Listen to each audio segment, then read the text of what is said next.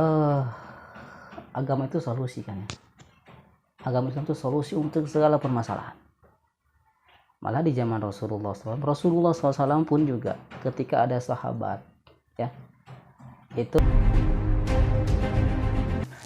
Assalamualaikum warahmatullahi wabarakatuh. Waalaikumsalam warahmatullahi wabarakatuh. Oke, kita ketemu lagi di pertemuan yang sekarang setelah yang kemarin dan yang kemarinnya lagi dan yang kemarinnya lagi. Kita kali ini dengan sosok alumni pesantren. Sekarang dia menjadi kiai di salah satu pesantren sekaligus pimpinan pesantren di salah satu pesantren Cianjur. Oke, bagaimana Buy? Kabarnya sehat? Alhamdulillah sehat. Alhamdulillah sehat. Istri sehat? Alhamdulillah istri sehat. Mudah-mudahan juga semuanya sehat ya. Amin ya Allah ya rabbal alamin.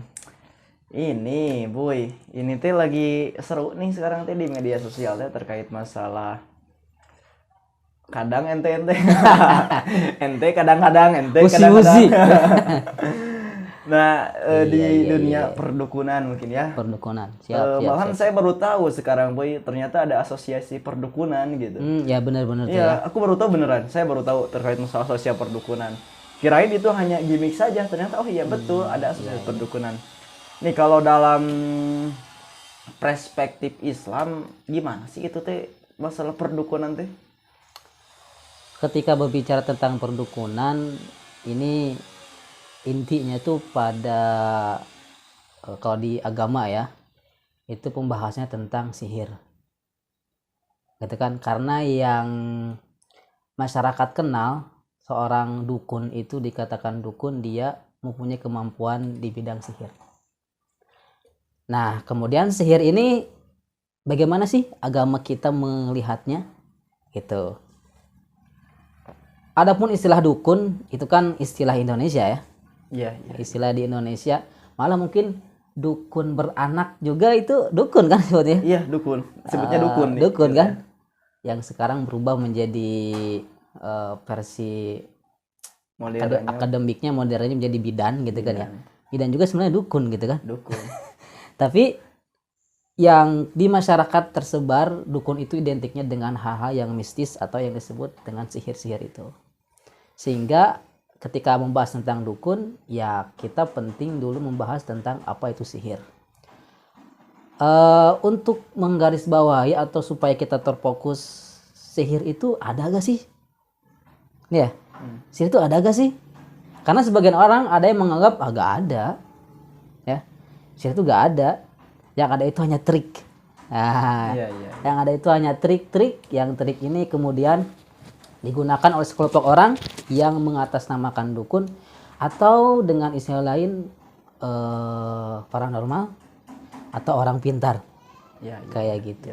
Kalau membuktikan bahwa itu termasuk sihir atau itu termasuk trik, itu kira-kira seperti apa? Kalau sihir kan set gitu ke air, kan itu tidak bisa dibuktikan dengan nalar gitu ya. Cara buktikan dengan bahwa itu tuh benar-benar ada dan nyata seperti apa kira-kira dalam ilmu sihir itu hakikatuhu maujud ya. Sihir itu secara hakikat kenyataan itu ada. Dan agama menyebutkan benar-benar ada. Dan berbicara tentang sihir ini bukan berbicara sekarang atau kemarin, tapi berbicara di zaman-zaman dahulu. Malah di zaman Nabi Musa alaihissalam, ketika Nabi Musa mengajak Fir'aun untuk menyembah Allah Subhanahu wa taala, Fir'aun malah ngumpulin para tukang sihir. Ya. Di Quran itu disebutkan kalau salah dalam surat Al-A'raf ya, fa'alqau ya, ketika Allah Subhanahu wa taala memerintahkan Nabi Musa mengajak orang-orang memerintahkan Nabi Musa mengajak Fir'aun dan bala tentaranya dan umatnya untuk masuk Islam atau menyembah Allah Subhanahu wa taala, malah mereka menantang dengan mendatangkan sihir. Berarti sihir itu memang ada, dan Islam di Quran pun menyebutkan Nabi Musa alaihissalam berhadapan dengan para tukang sihir. Dan ada juga yang mengatakan bahwa Nabi Muhammad pun terkena sihir. Itu bagaimana tuh? Sebelum bahas ke sana, kita perlu dulu tahu tadi hakikat sihir sudah ada berjelas ya. Yang kedua, sihir ini apakah sama tidak dengan mukjizat? Karena kalau tadi pertanyaannya ya, apakah Nabi Muhammad juga terkena sihir? Sedangkan Nabi kan. Iya. Nabi yang punya mukjizat, secara sepintas kita berpikir mana mungkin seorang nabi tersihir? Iya, Karena betul. punya mukjizat kan.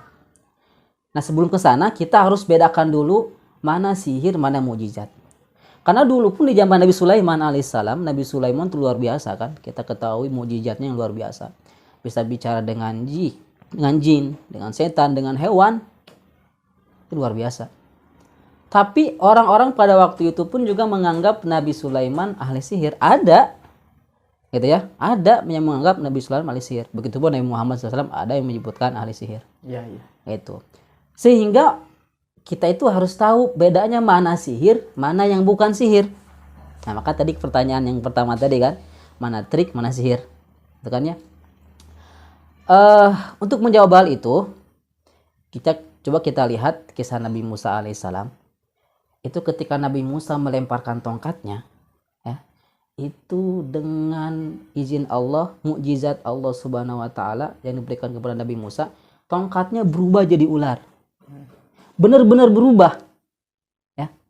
Tapi kalau ahli sihir, tukang sihir, itu bukan merubah tongkat jadi ular. Tapi yukhayyalu itu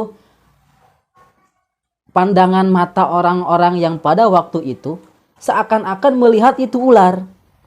Yang disihirnya ternyata matanya. Bisa jadi itu dengan trik yang dinamakan dengan tadi itu ada hipnotis dan sebagainya. Enggak ya? Kalau kita lihat di acara-acara TV ada yang kemudian hipnotis dia seakan-akan menjadi orang lain gitu kan? Siapa tuh yang bisa kayak itu? Siapa namanya ya? Di acara Pesulap merah mungkin. bukan pesulap merah, ada lagi yang Ada lagi. dia itu pakai sugesti kemudian seorang itu merasa dirinya Oh iya, ya iya. siapa itu namanya?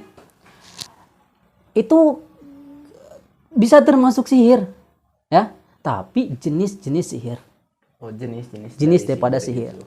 Berarti trik itu juga termasuk sihir dalam tanda kutip ya, sihir. Nah, kemudian di zaman Nabi Sulaiman alaihissalam ada yang memang benar-benar sihir, malah bisa yufarriqu bainal mar'i wa zauji, bisa memisahkan antara suami istri. Dan waktu itu di zaman Sulaiman Allah mengutus dua malaikat namanya Harut dan Marut. Harut dan Marut ini mengajarkan sihir. Tujuannya untuk apa? Supaya bisa membedakan mana yang sihir, mana yang mukjizat. Oke. Karena pada waktu itu orang-orang menganggap wah Nabi Sulaiman ini ahli sihir. Iya. Ya kan ya? Oke. Akhirnya Allah kirimlah dua malaikat, diajarkanlah, itu bukan sihir loh. Yang Nabi Sulaiman itu mukjizat, yang sihir itu seperti ini. Iya, oke. Dan orang lain tidak bisa melakukan hal seperti itu meskipun menggunakan alat kayak tadi tongkat Iya. yang berubah menjadi ular. Tidak bisa kan? Misalkan Buya pegang tongkat Nabi Musa menjadi ular, nggak bisa juga kan? Ya, nggak bisa. Nah, terus tadi perbedaan antara sihir dan trik ya? Trik, Sihir ya. dan trik. Ya, memang dari dulu juga sudah ada ya sihir Sudah itu. ada sihir itu. Dari sihir itu. Sudah ada sihir itu. Malahan ada beberapa juga dukun yang menggunakan potongan-potongan ayat suci Al-Quran. Kalau menggunakan potongan-potongan ayat suci Al-Quran, kalau memang itu akhirnya menjadi sebuah mantra yang menjadi sihir, gitu ya, akibatnya orang yang disihirnya itu mengalami sesuatu yang madarat bagi dirinya, berarti si potongan ayat itu sengaja dia masukkan. Tujuannya ya Untuk untuk menarik simpati atau juga untuk menghinakan ayatnya. Contoh, ada orang yang sengaja ahli sihir ini ya, dia mengambil potongan ayat suci Al-Quran, bacaannya atau memang tulisannya, kemudian dia baluri atau dengan darah. Itu secara syariat gak boleh kan ya? Berarti ada unsur menghinakan terhadap ayat Allah. Dan ini bagi para setan itu disukai. Disukai. Disukai, otomatis mohon maaf tanda kutip dia sihirnya lebih mantap. Karena para setan atau pembantu-pembantunya itu Sudah jadi sponsor ya. sponsor dan masa bangga. Oh, dia sudah tujuannya sihir kan kufur ya. Iya. Dia supaya kufur. Malah di surah tentang Nabi Sulaiman itu disebutkan Nabi Sulaiman tidak kufur walakin syayatina kafaru yu'allimuna an-nasa sihra. Tapi para setan mereka telah kufur. Kenapa? Telah mengajarkan manusia tentang sihir. Oke. Gitu. Kalau dalam ada juga perdebatan nih ya yang lagi seru. Nabi Muhammad ada yang mengatakan bahwa masa sih sosok Nabi tidak terkena sihir. Ada juga yang Nabi itu bukan nama, tapi Nabi itu adalah gelar, dan Nabi Muhammad itu dirinya itu adalah manusia. Ada yang mengatakan seperti itu. Dan ada juga gak mungkin juga Nabi Muhammad terkena sihir, toh dia terjaga oleh Allah kan gitu. Itu bagaimana perspektif hal seperti itu? Ketika berbicara tentang nabi, siapapun nabinya, terutama nabi kita Muhammad SAW, itu semua nabi maksumun. Maksum itu terjaga, terutama terjaga dari berbuat hal yang buruk atau berbuat maksiat. Gak ada nabi satupun yang berbuat maksiat kepada Allah Subhanahu Wa Taala. Gak ada satupun. Karena Allah menyebutkan atau mengikrarkan menjadikan sebuah hukum nabi itu tidak akan pernah melakukan maksiat. Dan biasanya seseorang yang terkena sihir itu biasanya itu yang telah melakukan maksiat. Jadi kalau kita ingin tidak tersihir itu ya kita jadi orang taat saja. Tapi ketika kita melakukan hal maksiat itu kemungkinan sihir akan kita akan terkena sihir. Ini bagaimana dengan Nabi Muhammad SAW? Malah itu hadisnya juga disebutkan dalam kitab Bukhari. Yang umat Islam menyebutkan kitab Bukhari dan Muslim itu kitab yang paling sahih ya setelah Al-Quranul Karim. Ini gimana nih? Rasul tersihir. Apakah dengan Rasul tersihir juga mengurangi maksumnya ya Rasulullah atau gimana? Ya tadi benar ada beberapa pendapat. Pendapat yang menyebutkan tidak mungkin Rasulullah tersihir itu salah satu pendapat kaum Mu'tazilah. Iya. Kaum Mu'tazilah menyebutkan bahwa Rasulullah tidak tersihir karena mana mungkin seorang Rasul tersihir. Betul. Justru sebaliknya, yang benar itu adalah Rasul memang Kena sihir. Siapa yang menyihirnya? Secara menyihirnya adalah seorang Yahudi namanya Labid bin Asam. Dia itu sengaja ingin menyihir Rasulullah, ya, sengaja ingin dan melakukan sihir tersebut. Kemudian Rasulullah SAW juga terkena. Ya, di sebagian referensi hadis itu disebutkan bahwa seakan-akan Rasul itu mengalami sesuatu yang di bawah tanpa sadar gitu kan ya, seperti makan gitu ya tanpa sadar. Apakah dengan hal ini Rasulullah SAW mengurangi maksumnya? Tidak. Justru ini malah sebaliknya. Apa sebaliknya? Menambah maksumnya Rasulullah SAW. Ketika ahli sihir ini melakukan dan ternyata terbukti bahwa Rasulullah tidak bisa dipengaruhi dengan sihir. Artinya tadi Labid orang Yahudi ini menyihir, Rasul tidak tersihir seperti hanya orang-orang biasa tersihir. Kan ya? Ini menunjukkan bahwa Rasul benar-benar ternyata dan maksum. Mungkin peristiwa itu tuh membuktikan bahwa memang sihir itu ada, dan bisa dikatakan bahwa sihir itu bisa kena kepada orang-orang yang dikategorikan lemah dalam perspektif imannya, gitu ya. Makanya kenapa Nabi Muhammad dalam Bukhari itu dikatakan terkena, itu membuktikan bukan artian dia kayak kita ya, misalkan terkena sakit dan sebagainya. Bahkan itu sebaliknya gitu. Malahan si sihir itu tidak mempan terhadap sihir itu lebih mempan. Nah seperti itu ya. Jadi Rasulullah memang benar tersihir.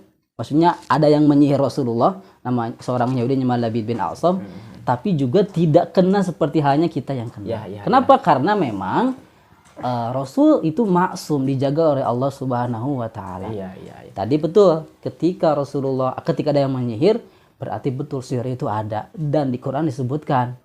Itu di surah disebutkan bahwa sihir itu ada.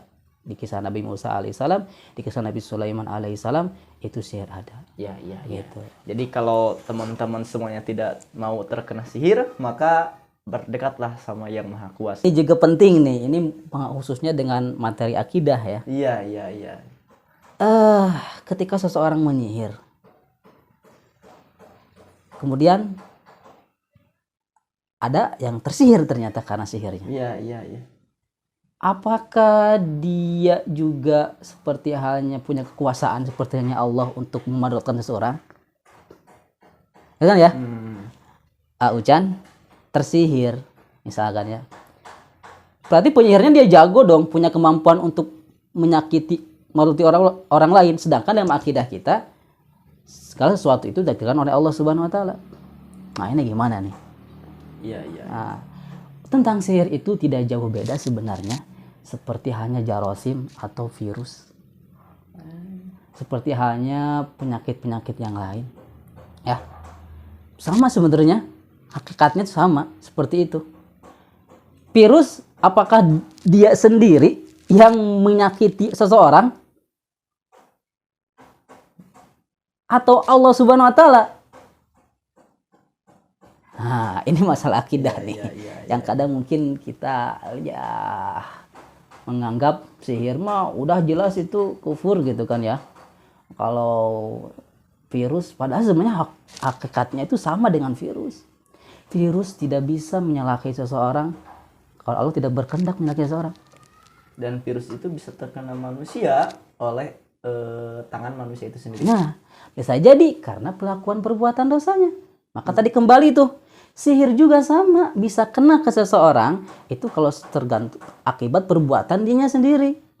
Bisa jadi dia tersihir karena dia melakukan dosa. Dosa kan ada dosanya hubungannya dengan Allah, ada dosa hubungannya dengan manusia. Kalau hubungannya dengan Allah jelas dia tidak sholat, misalkan melakukan maksiat yang kemudian Allah benci, akhirnya Allah menakdirkan kamu akan terkena sihir. Perantara orang tersebut, oke, yang menyihir tersebut. Atau kita melakukan dosa terhadap orang lain, menyakiti, akhirnya disakitkan. Ingat, doanya orang yang zalim itu akan Allah ijabah. Bisa jadi doanya dia karena dosa kita, ya, datanglah sihir kepada kita. Atau dia memang datang orang yang suka sihirnya, sihir kan? Berarti akibatnya sebenarnya akibat kita juga. Iya, berarti bagaimanapun juga penyakitnya itu berasal dari diri kita sendiri. Dari kita sendiri. Nah, maka tadi gak jauh beda sihir itu dengan virus, dengan bakteri. Bakteri bisa menyakiti kita, ya. Kalau ternyata kitanya secara keimanan lemah, melakukan hal yang dilanggar Allah Subhanahu wa taala, itu kena ke kita. Ya. Terus Atau ada lagi nih yang sekarang. Ini tuh memang di asosiasi dukun ini ya di Indonesia yang lagi rame. Ini agak sedikit, kalau dipikir-pikir sedikit konyol juga, kalau dipikirkan juga gak masuk akal juga. Ya jadi dianggapnya lelucon aja oleh masyarakat di Indonesia.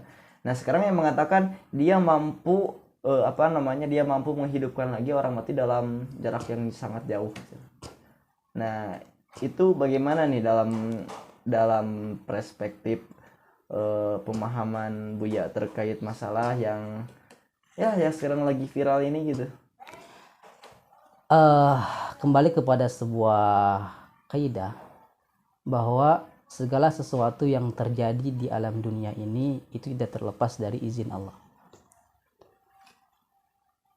Dulu juga ada seseorang yang disebutkan Nabi Isa alaihissalam menghidupkan orang mati. Kalimatnya apa? Dengan izin Allah. Kan ya? Kum biiznillah. Bangunlah kamu wahai orang yang mati dengan izin Allah. Ada izin Allah kan? Malah terjadi kalau di akidah kita ya, ada Syekh Abdul Qadir Jailani disebutkan dalam manaqibnya menghidupkan orang mati. Itu semuanya dengan izin Allah. Iya, betul. Paham ya? Nah, ketika kemudian ada zaman sekarang orang yang mengaku menghidupkan Allah, bukan hakikatnya dia bisa menghidupkan Allah, tapi Allah telah mengizinkan si makhluk itu hidup lagi. Nyata atau tidak itu kita gak tahu ya. Cuman kita tuh di agama itu, di sudut pandang kita, orang yang menghidupkan itu siapa nih? Iya. Kalau Nabi udah jelaskan Allah berikan mukjizat seperti Nabi Musa alaihissalam. Kalau para wali seperti Tuan Syekh Abdul Qadir Jailani itu disebutnya karamah. Ini kalau orang biasa apa nih?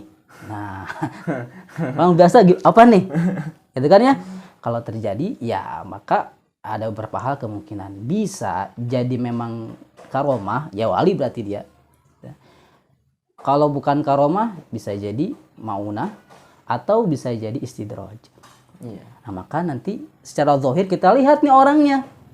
Apakah orangnya ini secara zahir yang kita lihat dia itu zaharat tertampak pada dirinya alamatus shalah, ciri-ciri kesolehan, ya, ciri-ciri ketakwaan pada dirinya. Kalau memang seperti itu, bisa jadi itu karomah. Bisa jadi itu karomah. Tapi kalau sebaliknya dia ahli maksiat, ahli fasik, ternyata jadi, itu bisa jadi istidraj. Iya, iya. Hakikatnya Allah takdirkan pada dia, tapi Allah takdirkan pada dia bisa menghidupkannya lagi. Tujuannya apa? Supaya fitnah bagi dirinya lebih jauh dari Allah. Siksaan gitu. Siksaan. Semakin jauh dari Allah itu kan siksaan. Iya, betul. Kan ya? Menganggap saya kuat, saya jago, Saya sakti. saya sakti. Malahan kan yang lagi ramai-ramai sekarang dia lebih sakti, dia sakti. Jadi kata-kata sakti itu loh gitu loh. Kayak yang di apa namanya? Kebal pakai golok gitu kan. Dia mengatakan dia sakti, bukan atas izin Allah tidak bisa tembus oleh golok itu sendiri. Tapi kan enggak, kata-kata yang sering dilontarkan itu dia sakti gitu. Sakti. Malahan jarum pentul yang kesini dan sebagainya lah banyak gitu. Ya. Ada yang mengatakan bahwa itu adalah trik dan ada yang mengatakan bahwa itu adalah benar-benar nyata gitu. Dan mungkin satu lagi terkait masalah ini, apakah trik yang dilakukan oleh para dukun seperti itu, apakah itu termasuknya yang tadi trik atau memang ada juga yang sebut kesedihan ya? Nah, kira-kira kalau seperti itu gimana dalam perspektif pandangan Buya? Tadi sihir itu kan ada benar hakikatnya di antara warna sihir atau macam-macam sihir yang trik tadi ya. Triknya bisa yukhayyalu, bisa menjadikan mata orang melihatnya itu seakan-akan benda tersebut berubah, pada hakikatnya tidak berubah ya. Atau pakai trik yang sifatnya kecepatan tangan dan sebagainya ya. Itu juga bisa masuk dalam kategori sihir gitu.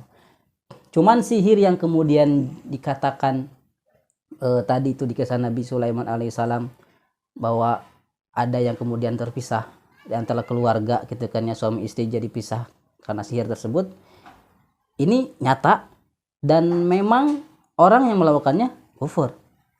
Kenapa? Karena memudaratkan orang lain. Nah, kalau kemudian ini trik dan hanya untuk menghibur saja, tidak sampai ke derajat kufur. Kecuali kalau trik itu sengaja dia buat untuk mengelabui orang lain atau untuk menarik, sifatnya memperkaya diri dengan membodohi orang lain. Nah, itu yang di agama tidak diperbolehkan. Ya kan ya. Kalau hanya untuk trik dalam artian menghibur saja dan orang lain tahu bahwa ini trik, saya orang ini tahu trik gitu kan, sulap itu trik. Ucan melakukan sulap set. Nah, itu kan trik gitu kan ya. Iya. Kayak dulu saya punya pakai kertas dibuntel-buntel set kan sini enggak ada kan. Iya. Padahal di mana? Padahal di sini kan. Nah, oke. Satu lagi mungkin Bu, terkait masalah sihir. Ada di dunianya di kalangan masyarakat umum ada yang namanya pelet. Itu kan pelet itu termasuk ke dalam sihir. Dan kadang pelet itu ada yang disebut dengan doa-doanya ada yang jengjewokan, ada juga yang mengiritkan salah satu dari potongan ayat Al-Quran, dan ada juga yang memang bentuk bacaan sholawat. Nah, kira-kira itu seperti apa nih Bu dalam perspektif pandangan Bu ya?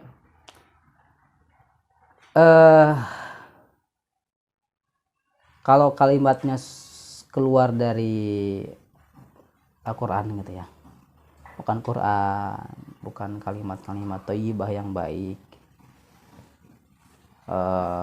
ya udah yang jawakan dan sebagainya ya itu udah jelas tujuannya juga kan memadorotkan, betul gak?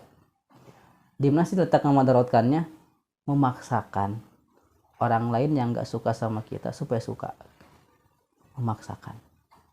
Dan pada buktinya ketika terjadi, ini mungkin pengalaman ya, langgeng nggak? Enggak. Enggak kan? Kebanyakannya enggak, Iya, walaupun mungkin kebanyakannya. ada, berarti akhirnya takdir kan? Walaupun sebenarnya itu juga ketika terjadi takdir juga. Cuman tadi lihat ke niatnya. Kalau memang itu benar-benar dinyawakan, udah jelas agama melarangnya. Ya, karena bahasanya itu bukan bahasa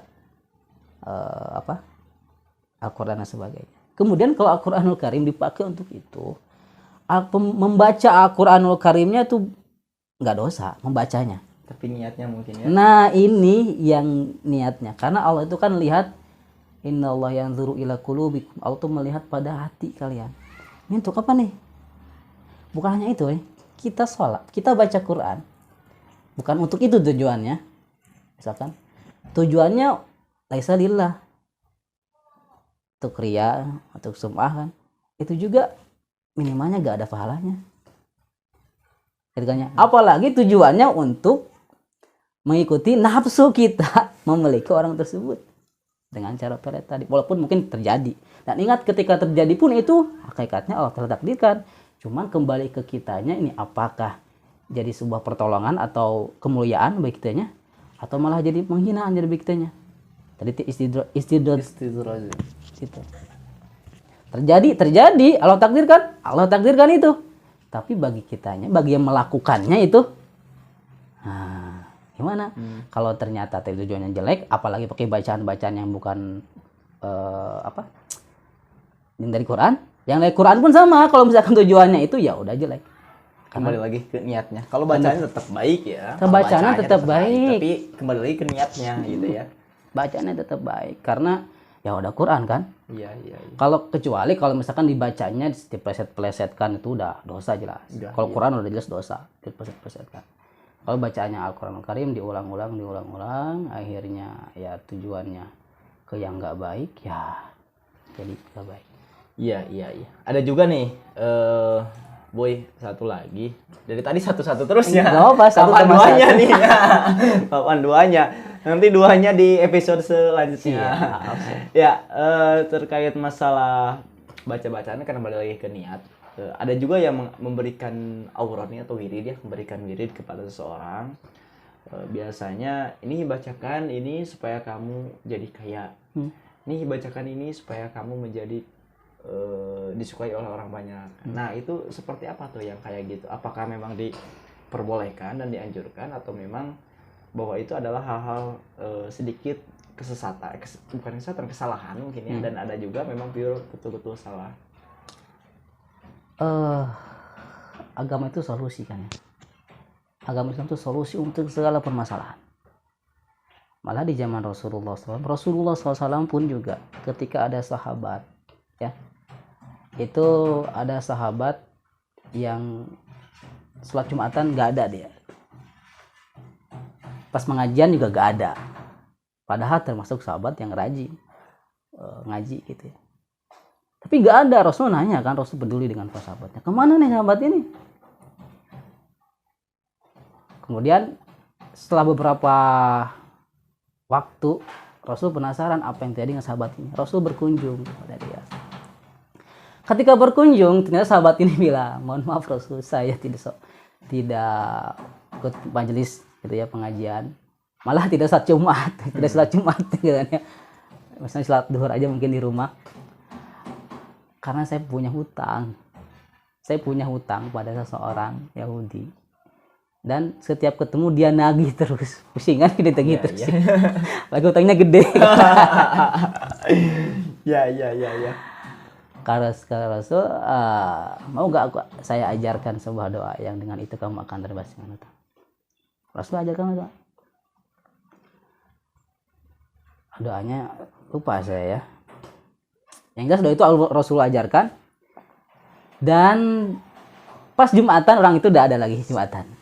Ketika ditanya, ya udah semuanya udah lunas. Masya Allah. Iya. Bayangkan ya. Ini Rasulullah SAW mengasih solusi dengan sebuah bacaan doa kepada Allah Subhanahu Wa Taala supaya hutangnya dilunaskan. Alhamdulillah itu lunas. Istilahnya solusi kan? Nah, solusi. Nah, ketika kemudian ada juga dikasih wiridan tujuannya untuk kaya, masih kayanya itu untuk tujuannya untuk apa nih? Nah, itu Iya, dia. Maka kembali ke sana. Iya, betul. Si doanya tetap benar, apalagi dari Quran, ya. Nah, Rasul pun juga mengajarkan tadi kepada para sahabat tadi ya, diajarkan tentang itu. Malah kan bukan hanya doa ya. Salat 2 rakaat sebelum subuh itu khairum minad dunya wa ma fiha. Iya. Salat 2 rakaat sebelum subuh itu lebih baik daripada dunia dan seisinya. Itu perbuatan berarti sifatnya. Ibadah yang sifat perbuatan. Malah ada barang siapa yang membaca subhanallah bihamdi subhanallahazim astagfirullah sebelum waktu subuh datang, sebelum waktu fajar datang 100 kali, itu rezeki akan datang kepada dia tanpa dia cari. Itu dari hadis juga. Iya. Intinya agama mengajarkan hal itu, cuman kembali kepada orangnya, orang yang menerimanya.